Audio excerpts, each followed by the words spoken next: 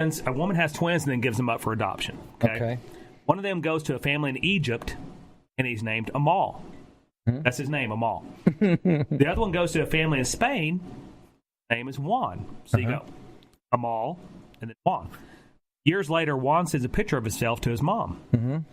And she got the picture, and she tells her husband, she says, I wish I had a picture of Amal.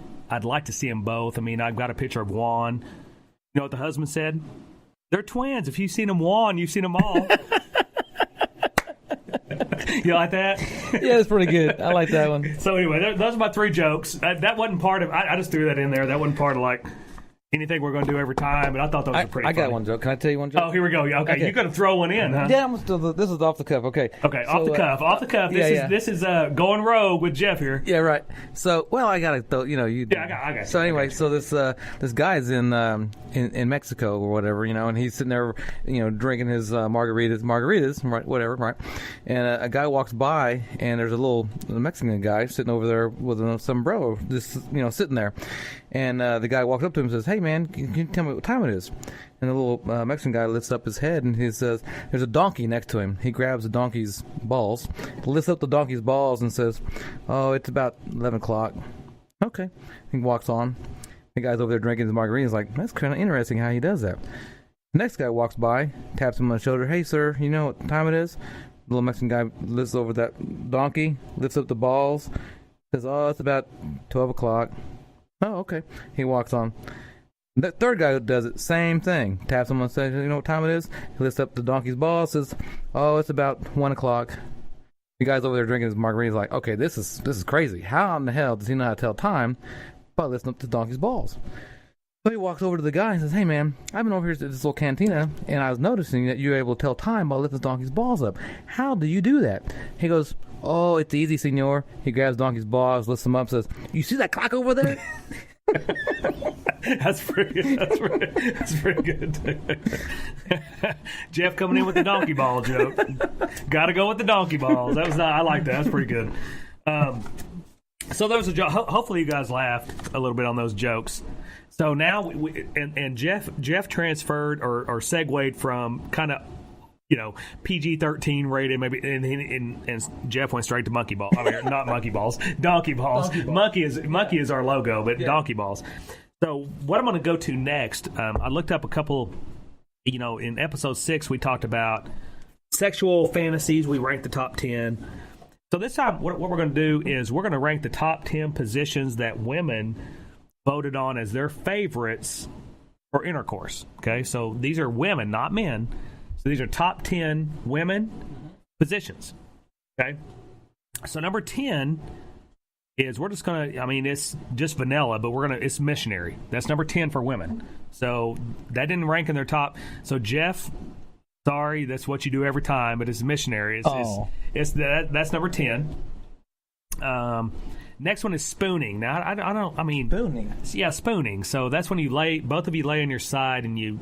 Oh, that's not when you take those little spoons and you play that little, like on your knee? No, Jeff. What you and Christina do in the bedroom, that's not what we're talking about. That's not the spooning we're talking about. We're talking about, like, spooning, but lay behind and under the, I don't know. That's old people fucking sick. Spooning, laying. We just lost old people. Yeah, old people love it.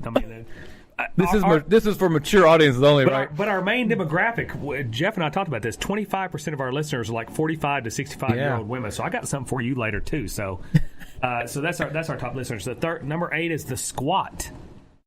Where men lay down and women bounce up and down. They ride on the top, and they bounce up and down with their legs. And one of them said they like it because it's a great thigh workout, but it's squatting. Okay, I'm just reading this it's stuff. Like here. CrossFit. yeah, whatever. As long as you get off later, it's fine. Like you got to have a bar above your head when you do it. Drop down and hope you don't break it when you. Right. And number 7 is planking. I don't know what the difference is between planking and missionary. What the fuck's the difference? Planking is when I guess you lay all your body together, and it's supposed to be for intimacy. The bodies are pressed tightly together. Am I boring everybody now? Jeff's looking at me like I'm it is two guys talking about banging women. Is this in that Kama Sutra book or something they do? This is not the Kama Indian Sutra. book. Okay. This is health.com. Women voted on this. as their top 10. Number 6 is The Notebook or the Ryan Gosling treatment, which I've not watched. Have you watched The Notebook? Yes. Oh my God! I didn't want to. Man card revoked. No, I didn't want to watch it. It was, it was. So did Ryan Gosling did he bang a chick up against the wall? I don't remember that part. Really? If you're gonna watch a chick flick, at least remember when they have the sex. I thought he did it in the floor of an old abandoned house. Is that some kind of position? No, that's homeless people. You find some abandoned house and you. That's number 1 in the homeless sex book. Just make sure there's not a tiger in the house, right? But that's the note. I guess they're calling it romantic. I guess you put her against the wall and bang her against the wall. That's the Ryan Gosling treatment. Number 6 for women is doing it in the shower. And I guess women say easy cleanup, right? Huh? Easy cleanup. Are you a woman? No, I just thought about that. Bonus points for no cleanup and feeling cleaner after you do the dirty. So there you go. Number 4 is propped up on a pillow, and I guess that's when you have the, it's a good angle. I guess you put the woman, put her up on an angle with the pillow and knock it out on the pillow, and that's number 3 or number 4. So now you got your top 3. Number 3 is reverse cowgirl, woman facing away from the man and riding the stick from the reverse cowgirl. Okay. Because and also they could probably watch TV. That probably they're like watching The Bachelor while they're riding. I don't know. I'm just saying. Not that it's happened to me. I'm just saying it could happen to somebody. What would be the same thing if the guys watch the football, right? Oh. Can you do reverse cowgirl as a guy? No, I'm not talking about that. I'm talking about if you're having sex with a woman doing some kind of position where she's not in your way of the TV. You can see the football game. I mean, that's pretty smart by the women. That's probably why that one's on there, reverse cowgirl, because they can watch Bachelor. And number 2 is sitting face to face with each other as she rides you face to face. Super close without feeling gross is what. But you got to look at each other that way. Yeah. Yeah. Who wants to do that? Yeah. No, I would. You may not. I'm just kidding. Christina, you're in trouble. You're in trouble. Oh, right. Hey, and don't edit that shit out. You got to live with that. I've had to live with some of the shit I said. You got to live with that. Oh yeah. Number 1, and listen, we went through mission. What one position have we not said that's actually kind of a common position? Doggy. And it's not top 10. Really? Number 1 is sitting in a chair. Sitting in a chair. Yeah, the man sitting in a chair and the woman. Now is that like an old rocking chair? No, just a soft chair. soft chair. No, it says better yet, an old school rocking chair is the best. Really? Yeah. I was just kidding about that because I figured it'd be creaky and uncomfortable. It's cozy, intimate, easy, and yet still kind of interesting without being too ambitious. Where do they put their leg? I don't understand that one. I don't know. That's number 1. Doggy style wasn't even number.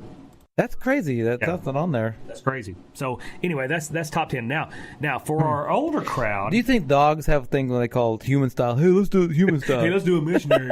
Let's do human style. Let's look in each other's eyes and make our faces instead of our assholes. Yeah, they might have. That's a good point. Yeah. That's a good point. Well, I'm just saying. We're the only species that copies other species. Hey, let's do it Frankie and Stacy style. Hit this out. I've been watching. Oh, it's the worst when you're doing something like that and your damn dog's in there or your cat's in there. You're like, what the? That is the worst. And they're just looking at you like, what are you doing? I kick my dog out of bed. I'm like, get the fuck out. We got shit to do here. I just want to know what's going through their head when they see that stuff. I was like, because us, we want to just. You're probably hoping the dog licks your balls, right? If we see if we see a dog do something, we want to go over there and kick him. Like, quick, get off of that. Like, I wonder if the dog is like wanting to do that to us, is kick us. It's like, get off her. Why y'all messing around in my bed? Get the hell out of here. Right, I'm trying to go to bed. So now we're going to go to, since we've talked about our audience skews a little bit older, these are the best sexual positions for couples over 40. Oh, nice. So the best sexual positions for couples over 50 plus is the plank missionary position. We talked about that a while ago. Just if you're 50 over, just find a way that you can lay on top of her and get it in somehow. I mean, it's just well, you don't want to hurt your back. Yeah, I mean, you gotta. Insurance. I mean, there's all kinds of things you gotta think about when you're at that age. But when you go 60 over, it's spooning. So that way instead of. You don't even get on top of her now. You just lay behind her. I can't get on top. Yeah. It's just look at the back of her head.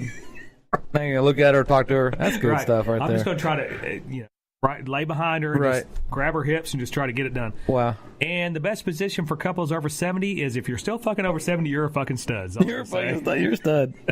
But no, it's a variation of spooning. And I don't know what she places a thick pillow between her legs and enables her to clear passage or whatever. Listen. I'm just saying. I'm not going to.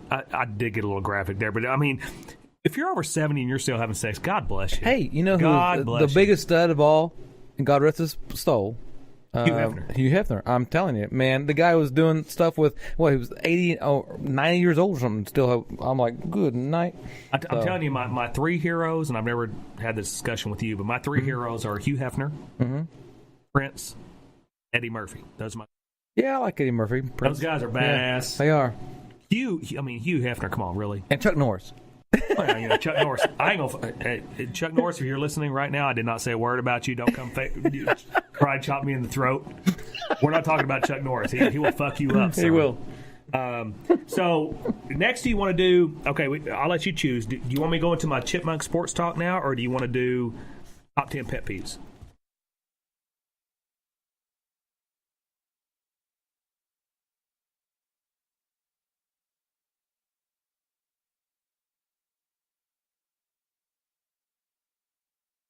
Okay, so let's go ahead and let's do sports. Chipmunk sports. Awesome. Okay, we got three topics I'm going to talk about again in Chipmunk Sports.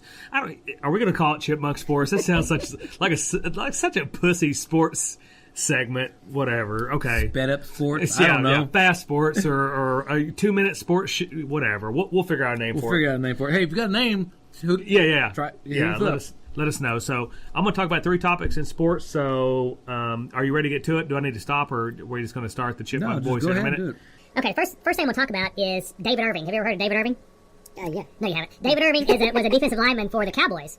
And he... Oh, that David Irving. Yeah, right, shut up. He announced his retirement by smoking weed on Instagram. Oh. He was indefinitely suspended by the NFL for substance abuse. Damn. So he decided and basically said, I'm done with the NFL. I love football, but I don't like the NFL.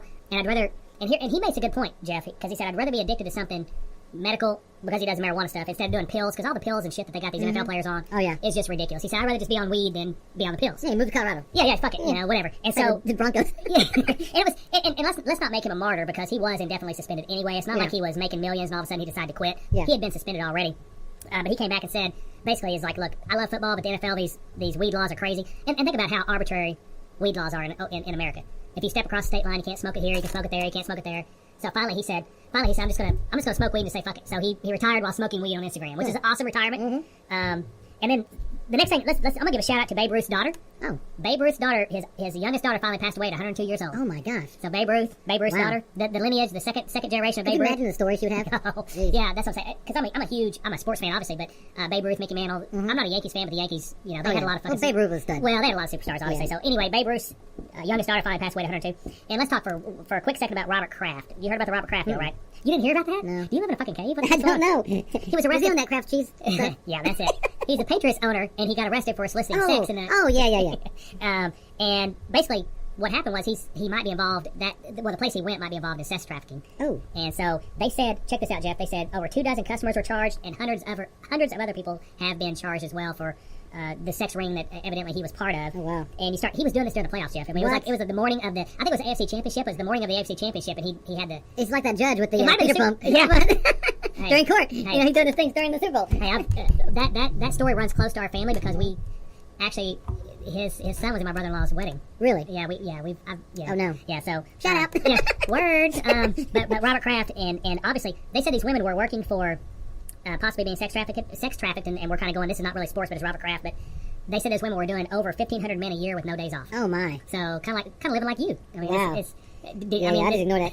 Does it bother you much? Are you okay with that? Yeah. So we went from weed smoking to Babe Ruth's daughter to Robert Kraft banging hookers, and that's our sports wrap up for the week, for the episode 7. So we're done with our sports wrap up. Nice. That was pretty quick. If you have any opinions on that, go fuck yourself. All right, next.